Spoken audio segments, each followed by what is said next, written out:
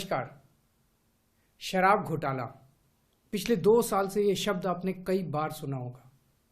2 साल से बीजेपी की सारी एजेंसीज कई रेड मार चुकी हैं, कई लोगों को गिरफ्तार कर चुकी हैं, लेकिन अभी तक एक भी पैसे का हेरफेर कहीं नहीं मिला, कहीं से एक भी पैसा नहीं मिला। अगर भ्रष्टाचार वाकई हुआ है तो इतने करोड़ों रुपए गए कहां? क्या सारा पैसा हवा में गायब हो गया? सच्चाई यह है कि किसी तरह का कोई भ्रष्टाचार हुआ ही नहीं। अगर होता तो पैसा भी मिलता।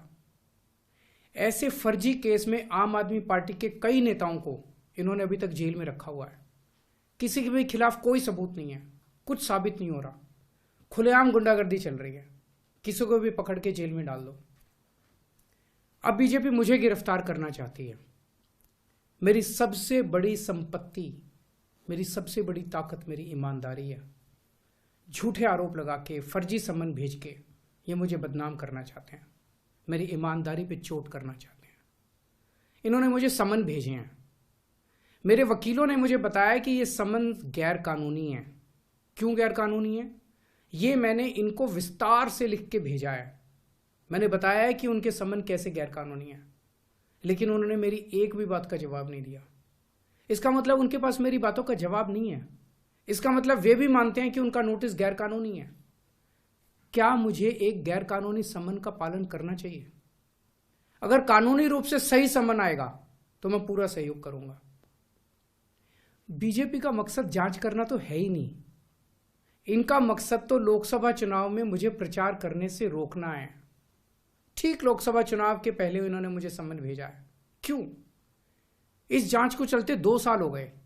अभी ठीक लोकसभा चुनाव के पहले मुझे क्यों बुलाया जा रहा है? पहले क्यों नहीं बुलाया? सीबीआई ने मेरे को 8 महीने पहले बुलाया था। मैं सीबीआई में गया था, उनके सारे जवाब भी दिए थे। लेकिन अब ये लोग ठीक लोकसभा चुनाव के 2 महीने पहले मुझे बुला रहे हैं। तो बीजेपी का मकसद कोई पूछताछ करना थोड़ी है। इनका मकसद है पूछताछ के बहाने केजरीवाल को बुला लो और उसे गिरफ्तार कर लो, ताकि मैं लोकसभा चुनाव में प्रचार ना कर पाऊं। आज बीजेपी भ्रष्टाचारियों को नहीं पकड़ रही, बल्कि खुलेआम ईडी और सीबीआई का इस्तेमाल करके दूसरी पार्टियों के नेताओं को तोड़ के बीजेपी में शामिल करवाने का काम किया जा रहा है। एक नहीं, 2 नहीं, कितने उदाहरण हैं जहां किसी पार्टी के नेता के खिलाफ ईडी सीबीआई के मामले चल रहे थे या उन पर गंभीर आरोप लगे हुए थे।